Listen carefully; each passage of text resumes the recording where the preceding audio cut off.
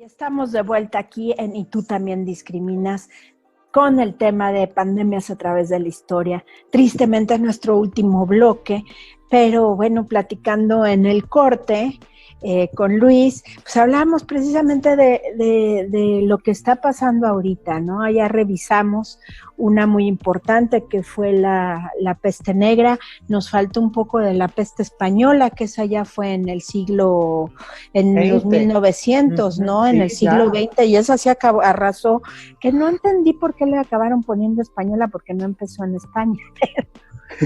También arrasó con muchísimas personas, millones murieron. Sí, fue impresionante. Nada más que con esa epidemia, y qué bueno que lo sacas al tema, las cifras no se manejaron tanto porque fue en el periodo interguerra 1 mundial y 2 mundial. Entonces, fue también por eso que en los letras de headlines de los periódicos, encabezados de los periódicos, se manejaban justamente eso, ¿no? Que era la guerra, y dejaron en segunda noticia a la Spanish flu, a la influenza. A la gripe, sí, a la gripe española, que fue terrible. Terrible. ¿No? Causó hasta más estragos que las guerras. Sí, absolutamente. Y además el nivel de esparcimiento de la peste fue terrible. Hay una nota que me pasaron del periódico de Puebla de 1918, donde el periódico La Gaceta de Puebla decía que ya estaba por llegar la fiebre española y que entonces todos se guardaran en una cuarentena y no salieran. Lo mismo. Que bueno, en ese entonces apenas empezaba la aviación. Aquí, yo cuando empezó la epidemia en China y se empezó a dar mucho la noticia, y ya empezó la OMS a decir alguna que otra cosa, yo le pregunté a mi madre, que es médico, le dije, oye, ¿y aquí va a llegar? Me dice, claro, y en primera clase en avión. Y dicho y hecho, pues sí llegó en avión, pero antes llegaba en barco. Claro. Y como lo venías explicando también de todo lo que nos trajeron los españoles a la Nueva España, vino en barco, con todo y enfermedades. Y la pulga de la rata que pasaba la peste negra, todo. O sea, desde que existe globalización, desde ese momento existe. Epidemias del Antiguo Egipto, tenemos los resultados, tenemos los documentos que lo avalan, epidemias en Roma, epidemias en todos lados, ¿no? Pero creo que algo muy importante que genera la epidemia, que es un daño colateral, para mí como historiador lo veo así, es el miedo social, ¿no? Porque el miedo social mal encaminado, ¿no? Con voces importantes que lo generen, que lo alimenten, es una de las creaciones más dañinas de las epidemias. Y perversas, ¿no? Hablábamos precisamente la semana pasada, volvimos a transmitir en lo que nos acomodábamos con esta nueva forma por lo de la sana distancia y porque ya tenemos que estar todos encerrados, para que ya se pueda regresar a la vida más o menos normal, porque no vamos a regresar a una vida normal, ya eso no existe. Ya, esto nos está cambiando muchas cosas. Entonces, pedí que retransmitieran precisamente el programa del miedo que tuvimos con el doctor Enrique Romero, que explicaba que el miedo es necesario para vivir, porque es el que nos ayuda a correr del dinosaurio, ¿no? Que nunca estuvimos con dinosaurios, pero es un decir. Pero hay un miedo que es el irracional, que viene desde la ignorancia, que ese es el que tenemos que combatir, precisamente. Y ese es el que está pasando ahorita, y por eso hay gente que está quemando hospitales, porque no quiero que vengan aquí los enfermos como si fueran, o sea, yo cuando vi esa noticia, bueno, parecía que estaba viendo una historia de la Edad Media. Sí, totalmente, ¿no? Y que son elementos que están sobrepasando las cosas buenas que se están haciendo, ¿no? O sea, a mí me parece que además en esta época mediática en la que estamos, tache para la Rosa de Guadalupe, ¿no? Con la historia que se sacó la semana pasada de la epidemia y de cómo corría la gente y desabasto en los supermercados y... ¿Por qué infundes el miedo? O sea, y lo que tú decías, responde a un discurso perverso, ¿no? Un discurso que está atrás de querer infundir el miedo, ¿no? De querer meter a la población en estas líneas de miedo cuando no hay desabasto en ningún lugar, cuando estamos no, y desde el principio lo dijeron. Y me guste o no, o tenga la ideología o no del actual gobierno en el poder, bueno, yo considero que lo han hecho a sus posibilidades bastante bien, porque han mantenido informados a todos y a todas los que quieren informarse. Y lo que acaba de hacer este señor Alatorre este fin de semana me parece no solo patético, sino sumamente perverso y peligroso. Como decir, no le hagas caso al gobierno. Obviamente ya le va a llegar su respectivo apercibimiento, pero puso en riesgo a mucha gente, porque tal vez nosotros sí lo discutimos, lo pensamos, lo analizamos, pero quizá mucha gente es la única información que está recibiendo y dice, no le hagas caso, entonces no, y se ponen en riesgo. O sea, ahorita es una situación de seguridad nacional, no es de si quieres o no quieres guardarte, es de que es necesario que te guardes, y no ven más allá. O sea, la gente también critica con mucha facilidad, es que el gobierno, no han pedido el toque de queda para no causar mayor estrago a la cuestión económica, pero... Claro. Y porque afortunadamente los técnicos han dicho que no estamos llegando a ese nivel, pero si siguen estas confrontaciones politizadas absurdas y tontas, pues sí podemos llegar a un toque de queda como en Italia o en España.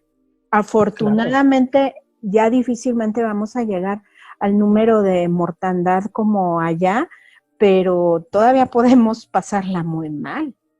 Por supuesto, ¿no? Y creo que lo que acabas de decir es fundamental, es fundamental.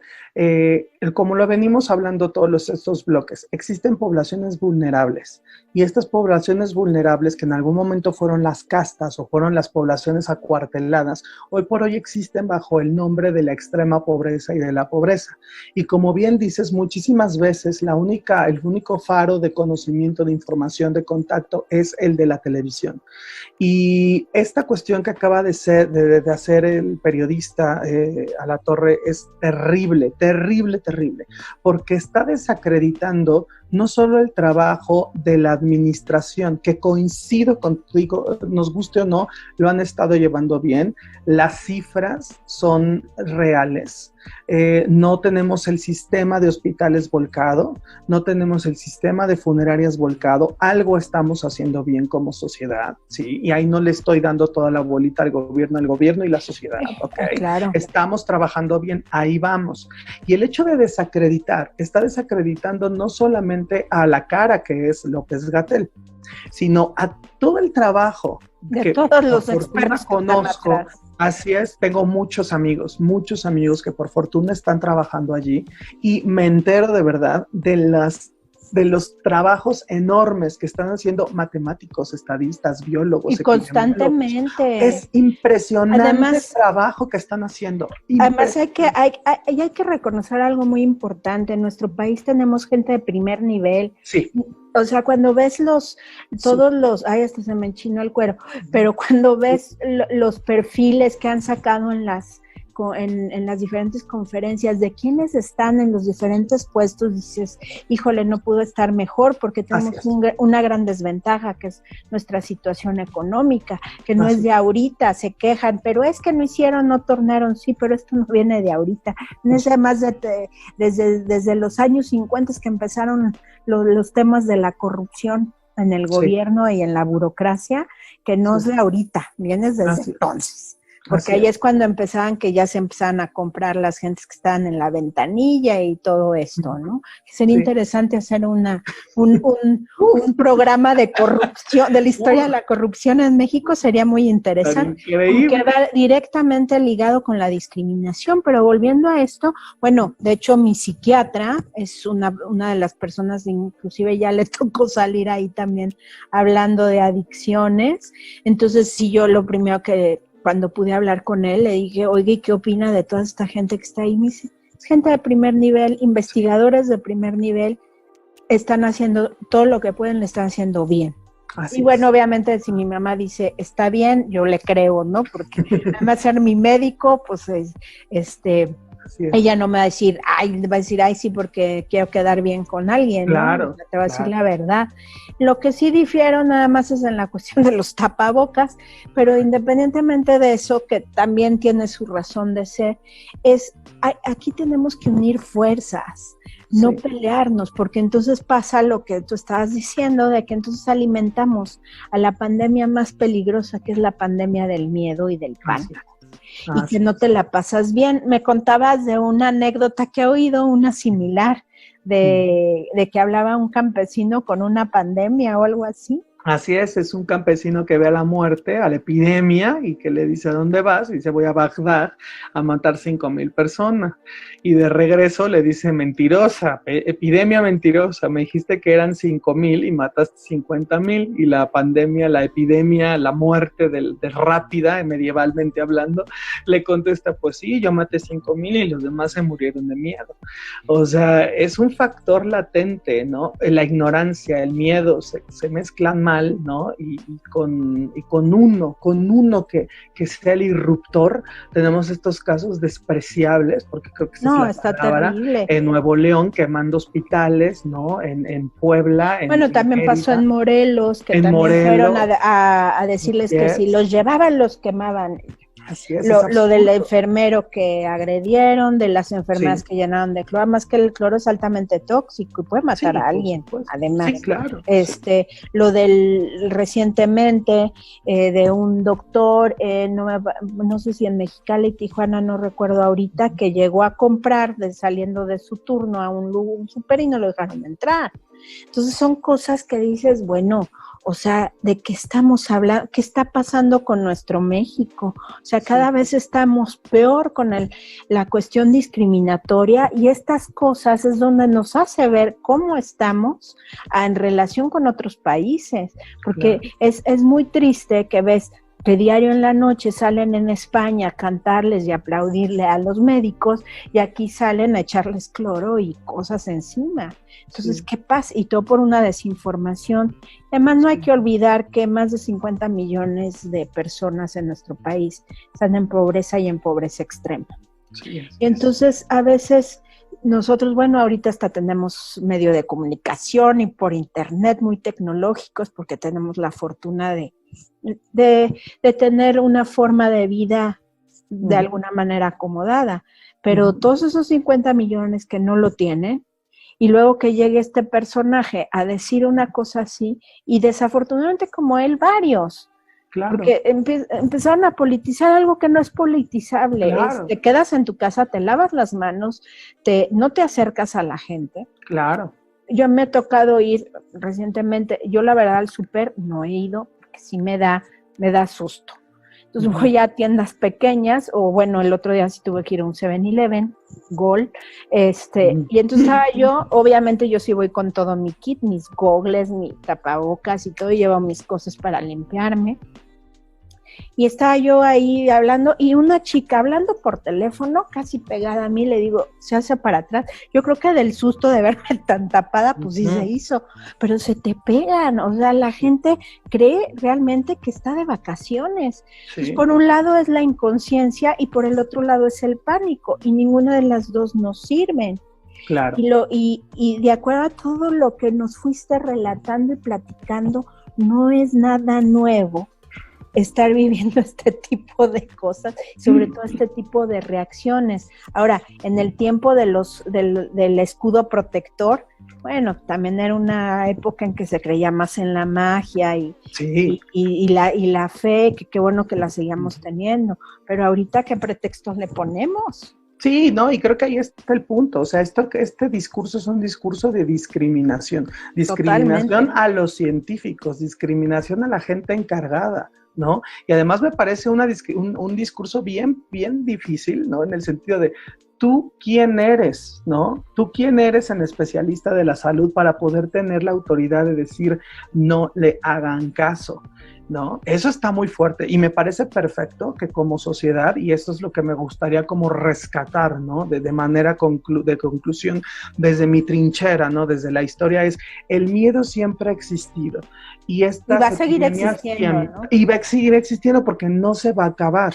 Llegará el COVID-23 y el COVID-44. O la influenza, no sabemos quién. O la influenza, exactamente, ¿no? Exactamente. Entonces, es algo con lo que tenemos que lidiar. Pero algo que para nosotros mexicanos, especialmente mexicanos, algo que me parece digno de resaltar es cuidado con los medios. No son tus amigos, ellos no son tus amigos. Ellos, aunque veas a estos periodistas, lo que los conoces todo el tiempo, no los tienes que tomar como una fuente de información única. Es importante lo que dicen y es importante tomarlo y imponer estas informaciones, ¿no? Pero ellos no son la autoridad, porque la autoridad se está parando, y no me refiero a la autoridad de gobierno, a la autoridad de una verdadera, que a mí me encanta esa palabra, meritocracia. La gente que está al frente de esto es la más meritoria, la más preparada, la gente de primer nivel.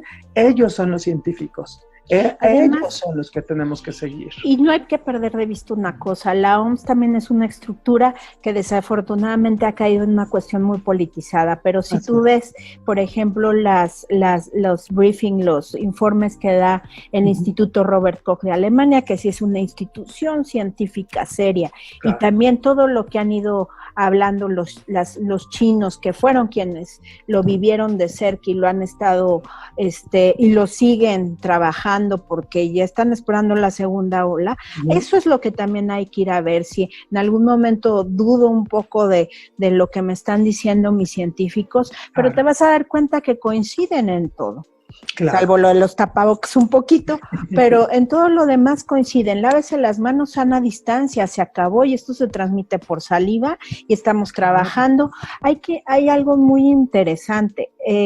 Hugo López-Gatell es solo es el portavoz, se puede decir principal, pero atrás está el doctor Alomía, que diario habla, hay gente de verdad de primer nivel, muchos, mi mamá también los conoce, mi doctora, entonces eso me dejó muy tranquila, pero es gente que realmente ha ido a las mejores universidades del mundo, aparte de la mayoría de universidades tan prestigiosas como la UNAM y el Poli, y han hecho muchísimas especialidades en el mundo. Tenemos un grupo de epidemiólogos de verdad. Italia hubiera dado lo que fuera por haber tenido el equipo que nosotros tenemos. Uh-huh. Y además los hechos están ahí y es muy sencillo. Si no hubieran trabajado desde que empezó esta epidemia, ahorita no habría reconversión de hospitales, no habría la compra de todos los equipos que se han comprado, no habría muchísimas cosas y estaríamos como Ecuador o peor. Sí, oye, esto que acabas de decir es impresionante y es muy bueno decirlo también, remarcarlo más. ¿En qué país? ¿En cuál país tienes a tus hospitales privados atendiendo abiertamente? ¿En qué país? O sea, esto es un logro impresionante que ha hecho México.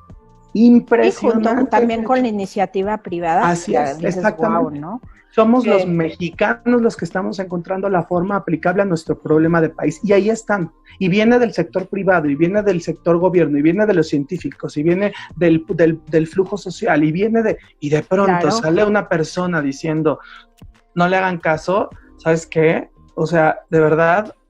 Ojalá el día de mañana, ya que reciban el apercibimiento, y me imagino todo lo que recibieron en redes sociales, el día de mañana salgan. Ojalá. Y digan, lo sentimos, porque además hay otra cosa terrible que también en su momento habría que analizar y que también nos da para otro de los muchos programas que tenemos pendientes con Luis, son los discursos de odio. Sí. Al salir y hablar de una forma así, lo que está haciendo es crear más discurso de odio con todo este sector que está contra el presidente. Insisto, ahorita no son momentos de ideologías. Eso vendrá en las elecciones y y en su momento hasta vamos a poder votar si queremos que salga antes, a los 3 años. Eso también es una cuestión inédita. En lo personal no estoy de acuerdo con eso que se va, pero digo, bueno, es la democracia. Pero ahorita no viene al caso. Y tenemos que pensar no solo en mí y en hacer rating y en ser amarillista para que entonces hablen de mí, sino en las consecuencias, lo que estoy haciendo. Afortunadamente sí hay reporteros serios, que sí están cuidando esa situación, ya nada más porque tristemente se nos viene el tiempo encima, pero por ejemplo, me iba a dar una plática sobre COVID de cómo cuidarse y todo en Radio 13, o no sé qué tiene que ver con Radio Joy, y le dijeron, más doctora, si no está de acuerdo con el gobierno, le pedimos que sea prudente, ¿no? Por la cuestión de, o sea, que si no está de acuerdo con las medidas de sana distancia y todo. Sí, y dije, para no polarizar más. Exactamente. Entonces, ¿qué pasó con uno de los principales medios de este país? O sea, claro, es muy triste, pero no me extraña porque se veía venir. Desde que cuando tuvieron su brote, regresaron a todos a trabajar. Así hasta es. La mismísima Pati Chapoy, que salía con cara de que qué horror. Y además teniendo los medios para seguirlo haciendo a vía remota, que lo acabaron haciendo así. Pero claro, desde ahí ves la falta de solidaridad con el pueblo, de seguir tener a todos trabajando. Sí es importante la economía, pero llega un momento en que lo más importante es la vida. Sí. Y ya lo económico ya lo arreglaremos, esperemos. Claro. Pero no podemos dejar que estas cosas pasen y pues sí nos extendimos un poquito, pero sí es muy importante justamente ahorita hablar de que tenemos que tener cuidado de entrar en estas olas discriminatorias. Claro. En las que han incurrido y más bien hacer lo que nos corresponde, de quedarnos en casa. Si tenemos que ir a trabajar, exagerar en nuestras medidas de prevención y sobre todo al regresar a casa, ahora sí que tal cual, encuerarnos, meternos a bañar, dejar todo en una bolsita y directo a lavar, a lavar toda la ropa, limpiar mis zapatos. Y así no va a pasar nada, ¿no? Y no se toquen la cara. Y ahorita sí, porque pues está uno solita, ¿no? Pero sí. Y pues tenemos que seguir hablando de estos temas, mi querido Luisito, ya nos pondremos de acuerdo. Muchísimas gracias por todo este recorrido tan fantástico que nos diste. Y bueno, a todas, todos y todos ustedes que nos hicieron el favor de acompañarnos, estén al pendiente, porque ya muy pronto voy a dar todas las bases para que se ganen los libros que nos dejó el diputado Temístocles Villanueva y Alejandro, para que sepan lo del primer Parlamento de Personas con Discapacidad, que se ha ido alargando con todos estos cambios que vivimos de un día para otro, pero ya yo creo que ya el próximo programa voy a empezar a dar las bases y además los voy a invitar a que las respuestas las saquen de diferentes programas, así es que si vieron luego vuélvanlo a ver para que se acuerden bien del Cocolistli. ¿Así es? Sí me lo aprendí. Y cosas así, porque de ahí van a salir preguntas. Perfecto. Entonces, pues muchísimas gracias, mi querido Luis, como siempre es un placer compartir contigo este espacio, que más quisiera que fuera diario. Porque siempre aprendimos muchísimo contigo y además nos dejas esperanza de que la historia no ha sido muy benéfica con nosotros, pero podemos aprender de ella para ser mejores personas. Siempre pienso que el hecho de estar aquí en esta tierra, descendientes de nuestros antepasados, es la prueba irrefutable de que vamos a poder. Pues sí, pues muchísimas gracias. Gracias a ti. Y nos vemos muy pronto con algún otro tema para seguir construyendo un mundo libre de discriminación. Y aquí nos vemos. Gracias y nos vemos muy pronto. Chao.